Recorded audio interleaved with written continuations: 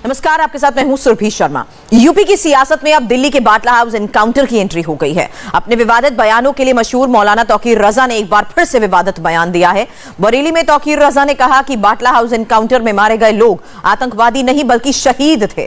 तौकीर रजा पहले भी कई बार विवादित बयान दे चुके हैं। उन्होंने हिंदुओं के खिलाफ भड़काऊ भाषण दिया था।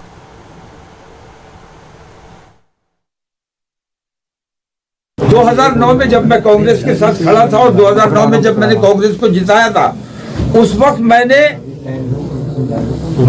मंच से ये बात कही थी कि कांग्रेस ये ना समझे कि उसको माफ कर दिया है। अभी मुसलमानों ने आपको पैरोल पे छोड़ा है। अगर आपका काम आगे ठीक रहेगा तो फिर आपके बारे में आगे सोचा जाएगा। लेकिन उन्होंने समझा अब हमारी सरकार बन गई। उन्होंने मुझसे कहा था कि सरकार बनने के बाद हमारा पहला फैसला होगा कि हम बाटला हाउस इनकाउंटर की जांच कराएंगे। अगर बाटला हाउस इनकाउंटर की जांच करा ली होती, दुनिया को पता चल जाता कि जो मारे गए वो आतंकवादी नहीं थे, उनको शहीद का दर्जा मिलना चाहिए। जो इंस्पेक्टर शर्मा मारे गए उस इनकाउंटर में, उनका कत्ल हुआ, उनको भी उनकी पुलिस ने मारा था, जांच नहीं कराई गई। उन्होंने कहा कि इससे पुलिस का मनोबल टूटेगा। पुलिस के मनोबल की उन्हें ज्यादा परवाह थी। हमारे मनोबल की 20 करोड़ मुसलमानों के मनोबल की परवाह नहीं थी। हमारे बच्चों को इस तरह अलल ऐलान आतंकवादी कहकर मार डाला गया। मौलाना तौकीर रजा के इस विवादित बयान पर बीजेपी ने कड़ा एतराज जताया। बीजेपी प्रवक्ता संबित पात्रा ने कहा कि देश में पहली बार आतंकियों को शहीद नहीं कहा जा रहा। तौकीर रजा और सोनिया गांधी की सोच एक है। आज पुनः तौकीर रजा ने जिस प्रकार की बात की है वो बहुत ही आपत्तिजनक है। तौकीर रजा ने कहा है कि जो लोग बाटला हाउस एनकाउंटर में मारे गए थे वो दरअसल आतंकी नहीं, आतंकवादी नहीं, वो शहीद थे। आतंकवादियों को शहीद बताना ये कोई पहली बार नहीं हो रहा है। बहुत सारे लोगों ने ये प्रयास किया है और मुझे दुख के साथ कहना पड़ रहा है। सलमान खुर्शीद जी ने भी उत्तर प्रदेश के पिछले चुनाव के समय कांग्रेस पार्टी और कांग्रेस अध्यक्षा के लिए यही कहा था कि बाटला हाउस एनकाउंटर में मारे गए आतंकवादियों के मृत शरीर को देख करके आदरणीय सोनिया गांधी 3 रातों तक सो नहीं पाई थी और वो बहुत रोई थी। तो ठीक इसी प्रकार की बात आज मौलाना तौकीर रजा भी कह रहे हैं। कहीं ना कहीं तौकीर रजा और सोनिया जी, तौकीर रजा और कांग्रेस पार्टी दोनों की सोच एक समान है। यूपी चुनाव के हर फेज में नया एंगल दिखाई दे रहा है। नए नए मुद्दों को लेकर एक शोर मच रहा है। वोटिंग 10 फरवरी को शुरू होगी, लेकिन अभी से पूरे चुनाव में एक नया रंग पकड़ने लगा है। एक तरफ भगवा का शोर है, दूसरी तरफ मुस्लिम वोटों का जोर है। तौकीर रजा, नाहिद हसन और अब्दुल्ला आजम, ये तीनों नाम इस वक्त बहुत चर्चा में हैं और इन नामों का शोर कितना बढ़ता है, इसकी वजह से किसका वोट बंटता है। यूपी चुनाव के पहले राउंड की फाइट बहुत तगड़ी होने वाली है। इसकी डिटेल एनालिसिस इस रिपोर्ट में देखिए।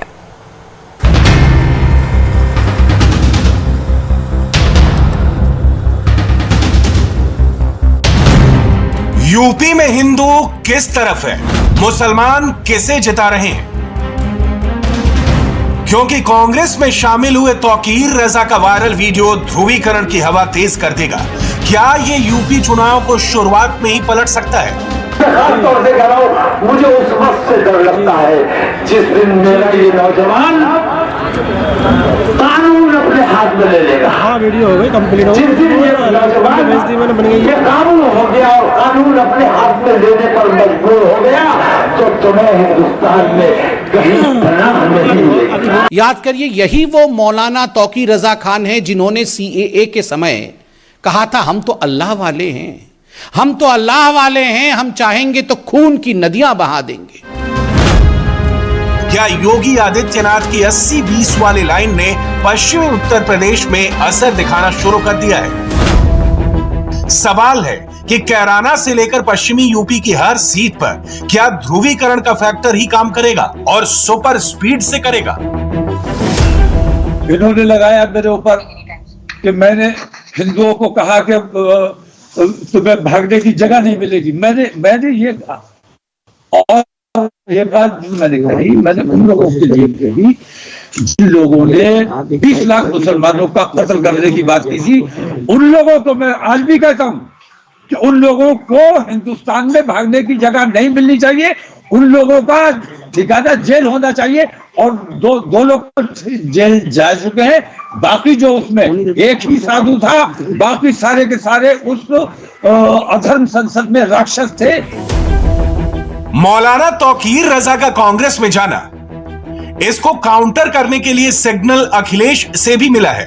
अखिलेश यादव अब समाजवादी पार्टी की आजम खान वाली कमजोरी उनके बेटे अब्दुल्ला आजम से पूरी करना चाहते हैं। समाजवादी पार्टी पे पिछले 5 साल में सबसे ज्यादा झूठे मुकदमे अगर किसी ने लगाए तो भारतीय जनता पार्टी ने लगाए, और उसी कड़ी में नाहिद हसन भी आते। नाहिद हसन की कैराना से उम्मीदवारी अखिलेश पहले ही खत्म कर चुके हैं। ऐसे में पश्चिमी यूपी में मुस्लिम वोटों को लेकर 15 से 30% वाला उलटफेर हो सकता है। यूपी के मुसलमानों ने क्या सोचा हुआ है? अखिलेश या कांग्रेस? इस कंफ्यूजन में मुसलमानों का करीब 30% वोट कहां जाएगा?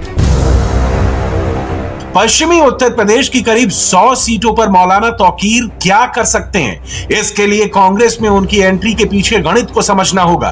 क्या तौकीर रजा का कांग्रेस में जाना अखिलेश की तरफ जाने वाले मुस्लिम वोटों को 2 टुकड़ों में बदल सकता है? हमें इस बार ये देखना है कि देश में अमन वाले जीतेंगे या नफरत और दंगे और फसाद वाले जीतेंगे। ये फैसला अब हमारे प्रदेशवासियों के हाथ में है कि देश में अमन रहना चाहिए या दंगे और फसाद और कर्फ्यू रहना चाहिए।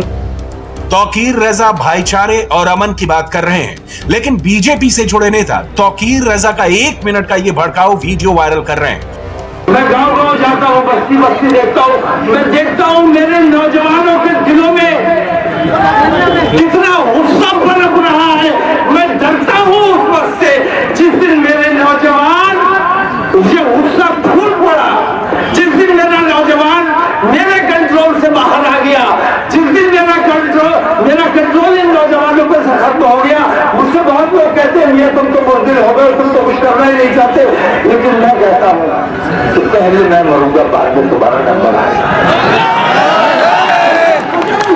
डर लगता है अपने हिंदू भाइयों से, खास तौर से कह रहा हूं, मुझे उस वक्त से डर लगता है जिस दिन मेरा ये नौजवान कानून अपने हाथ में ले लेगा। हाँ, वीडियो हो गई, कंप्लीट हो गई। जिस दिन ये नौजवान बन गई, ये कानून हो गया और कानून अपने हाथ में लेने पर मजबूर हो गया, तो तुम्हें हिंदुस्तान में कहीं पनाह नहीं मिलेगी।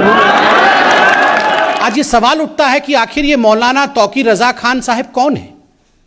याद करिए, मीडिया ने चंद दिनों पहले मौलाना साहब के एक वीडियो को दिखाया था जिसमें स्पष्ट रूप से मौलाना तौकीर रजा खान हिंदुओं के खिलाफ जहर उगल रहे थे उत्तर प्रदेश में। स्पष्ट रूप से एक मौलाना कह रहे हैं कि अगर हमने खुला छोड़ दिया अपने युवकों को, तो धर्म विशेष का नाम लेकर कह रहे हैं कि हिंदुओं को हिंदुस्तान में रहने की जगह नहीं मिलेगी, देश छोड़ के जाना पड़ेगा। और तो और उसी लाइन में वो कहते हैं आगे कि हिंदुस्तान का नक्शा बदल के रख देंगे, हिंदुस्तान का नक्शा बदल जाएगा।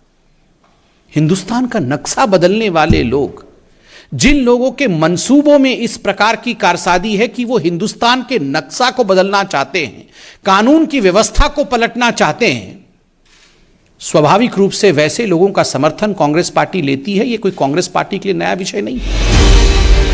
बीजेपी ने तौकीर रजा खान को यूपी चुनाव में मुद्दा बना लिया है, लेकिन बड़ा सवाल यह है कि तौकीर रजा मुसलमान वोट बैंक को लेकर कांग्रेस को फायदे से ज्यादा क्या समाजवादी पार्टी को नुकसान पहुंचाएंगे? क्योंकि यूपी के चुनाव में वोटिंग से 3 हफ्ते पहले ही ध्रुवीकरण तेज हो गया है। मंच से ये बात कही थी कि कांग्रेस ये ना समझे कि उनको माफ कर दिया है। अभी मुसलमानों ने आपको पैरोल पे छोड़ा है। अगर आपका काम आगे ठीक रहेगा तो फिर आपके बारे में आगे सोचा जाएगा। लेकिन उन्होंने समझा अब हमारी सरकार बन गई। उन्होंने मुझसे कहा था कि सरकार बनने के बाद हमारा पहला फैसला होगा कि हम बटला हाउस इनकाउंटर की जांच कराएंगे। अगर बटला हाउस इनकाउंटर की जांच करा ली होती, दुनिया को पता चल जाता कि जो मारे गए वो आतंकवादी नहीं थे, उनको शहीद का दर्जा मिलना चाहिए। जो इंस्पेक्टर शर्मा मारे गए उस इनकाउंटर में, उनका कत्ल हुआ, उनको भी उनकी पुलिस ने मारा था, जांच नहीं कराई गई। उन्होंने कहा कि इससे पुलिस का मनोबल टूटेगा। पुलिस के मनोबल की उन्हें ज्यादा परवाह थी, हमारे मनोबल की, 20 करोड़ मुसलमानों के मनोबल की परवाह नहीं थी। हमारे बच्चों को इस तरह अलग ऐलान आतंकवादी कहकर मार डाला गया। तौकीर रजा बरेली से हैं। बरेली मसलक को मानने वाले मुसलमानों पर उनका असर माना जाता है। यूपी कांग्रेस के ट्विटर हैंडल पर प्रियंका गांधी के साथ मौलाना तौकीर रजा की फोटो भी पोस्ट की गई और बताया गया कि वो अब कांग्रेस के साथ है। ऐसे में चाहे तौकीर रजा हो, नाहिद हसन हो या अब्दुल्ला आजम, पश्चिमी यूपी में मुसलमानों के बीच वोटिंग को लेकर क्या असर पड़ेगा, इसे India TV ground zero research के ओपिनियन पोल में देखिए। बीजेपी के साथ 5% मुसलमान पश्चिमी उत्तर प्रदेश में, समाजवादी पार्टी के साथ 74% मुसलमान। हमने इसके लिए उत्तर प्रदेश में कैसे ये पूरा जोनल रिसर्च किया, ये एक बार आपको बताते हैं, जो पश्चिमी उत्तर प्रदेश का ये आंकड़ा आपके सामने रखता है। देखिए, पश्चिमी उत्तर प्रदेश, रोहिलखंड, अवध, बुंदेलखंड और पूर्वांचल को जब हमने बांटा, इन 5 रीजन्स में जाकर जब सर्वे किया, तो पश्चिमी उत्तर प्रदेश में मुसलमानों की बात करें तो केवल 5% मुसलमान बीजेपी और मतलब गठबंधन उनके सहयोगियों के साथ दिखाई देते हैं, और 74% मुसलमानों का अखिलेश यादव पर भरोसा है, और 9% को बसपा, तो 7% कांग्रेस और 5% मुसलमान अन्य में भरोसा दिखा रहे हैं। अब जब हम अन्य की बात करते हैं तो क्या इसमें असदुद्दीन ओवैसी भी काउंट हो जाते हैं? हम पश्चिमी यूपी में 74% मुसलमानों को अखिलेश पर भरोसा है, 9% को बसपा, 7% को कांग्रेस, 5% मुस्लिम बीजेपी प्लस के साथ हैं और इतने ही अन्य पार्टियों को चुन सकते हैं। अन्य पार्टियों में क्या असदुद्दीन ओवैसी की AIMIM हो सकती है, लेकिन मुसलमान वोट का बड़ा हिस्सा अखिलेश की तरफ जाता नजर आ रहा है और फिलहाल ओवैसी उनको बड़ा डेंट नहीं लगा रहे। पश्चिमी यूपी आपने देख लिया, अब देखिए कि पूर्वांचल में मुसलमान वोटर का मूड क्या है।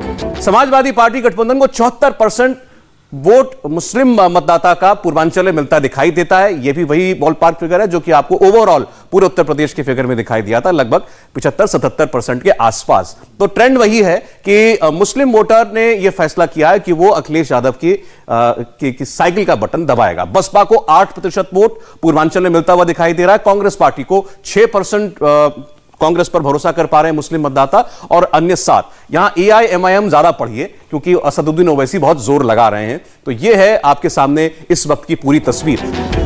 मुसलमानों को लेकर यूपी की बड़ी पिक्चर कहती है कि 403 विधानसभा सीटों पर 76% से ज्यादा मुस्लिम समाजवादी पार्टी के साथ हैं, 7.5% BSP, 7% कांग्रेस, 5% अन्य पार्टियां और बीजेपी को 4% से भी कम मुसलमान वोट देना चाहते हैं। उत्तर प्रदेश की 403 विधानसभा सीटों पर करीब 4% मुसलमान वोटर्स हैं। अब ये बीजेपी के साथ जा रहे हैं जो 4% है। हालांकि अभी तो ये सवाल उठता है कि पश्चिमी उत्तर प्रदेश जहां पर मुस्लिमों का, दलितों का ये जो गठजोड़ है, जाटों का गठजोड़ है, क्या वाकई में 4% बीजेपी के साथ जाएंगे या नहीं जाएंगे? करीब 77% मुसलमान समाजवादी पार्टी के साथ जा रहे हैं। मायावती और कांग्रेस को 7% मुस्लिम वोटर्स अपना समर्थन दे रहे हैं, जबकि अन्य के खाते में केवल 5% मुसलमान ही जाते दिखाई दे रहे हैं। इस बीच ये भी जानना जरूरी है कि यूपी में मुसलमानों के बीच मुख्यमंत्री पद को लेकर सबसे पसंदीदा नेता कौन है। इंडिया टीवी और ग्राउंड जीरो रिसर्च के ओपिनियन पोल के मुताबिक अब हम आपको बताने जा रहे हैं कि उत्तर प्रदेश में मुसलमानों के लिए सीएम में उनका पसंदीदा चेहरा कौन है। आइए वो भी ओपिनियन आपके सामने रखते हैं। तो अधिकतर मुसलमान देखिए, सबसे पहले योगी आदित्यनाथ का देखिए आंकड़ा, केवल 4%, 4.5% और 69% अखिलेश यादव के साथ जाता दिखाई दे रहा था। मायावती के लिए प्रियंका तो देखिए रेस में कहीं दिखाई ही नहीं दे रही है, 0.8% है। तो इसलिए अब ये टोटल आंकड़े पर एक नजर डालिए। योगी आदित्यनाथ के साथ 4.37%, अखिलेश यादव के साथ 69%, मायावती के साथ 5.2%। तो प्रियंका गांधी रेस में है नहीं। हम ये कह सकते हैं कि एक्सपेक्टेड लाइन पर ही ये ओपिनियन पोल दिखाई देता है। लेकिन यूपी की बड़ी तस्वीर तब समझ में आएगी जब पूरा कास्ट इक्वेशन समझ में आएगा। यानी यूपी में ब्राह्मण किधर हैं, यादव किसे वोट देंगे, जाट किसे जिताएंगे, दलित किसे मुख्यमंत्री बनाएंगे, क्या ठाकुर और भूमिहार का वोट फिक्स हो चुका है। इस वक्त यूपी को लेकर बहुत बड़ा सवाल बन चुका है। पहला ये कि क्या पश्चिमी यूपी में जाट वाकई 2017 वाली पसंद से यू टर्न लेने वाले हैं, क्या मुसलमान समाजवादी पार्टी और कांग्रेस में बढ़ सकते हैं, और तीसरा सवाल यह कि क्या ओबीसी 2022 का चुनाव पलट देंगे। मुसलमान और ओबीसी को साधने वाले इक्वेशन के लिए अखिलेश यादव ने जो प्रेस कॉन्फ्रेंस की उसमें यह बात गौर से देखिए। अखिलेश की दाईं तरफ स्वामी प्रसाद मौर्य हैं, जो ओबीसी नेता हैं, और उनकी बाईं तरफ आजम खान के बेटे अब्दुल्ला खान हैं। मैसेज साफ है कि अखिलेश ओबीसी और मुसलमानों को साथ दिखाना चाहते हैं। यादव पहले से ही अखिलेश यादव के साथ नजर आ रहे हैं। ओपिनियन पोल के मुताबिक उत्तर प्रदेश में 9.8% यादव बीजेपी, 82% से ज्यादा समाजवादी पार्टी, करीब 2.5% बीएसपी और इतने ही कांग्रेस के साथ हैं। अन्य को भी इतने % वोट दे सकते हैं।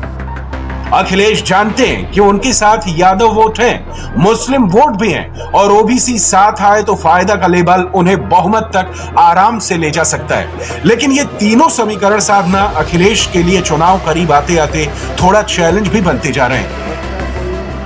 इंडिया टीवी हर वक्त हर जगह डाउनलोड करने के लिए सर्च करें India TV news Google play store या ऐप स्टोर पर।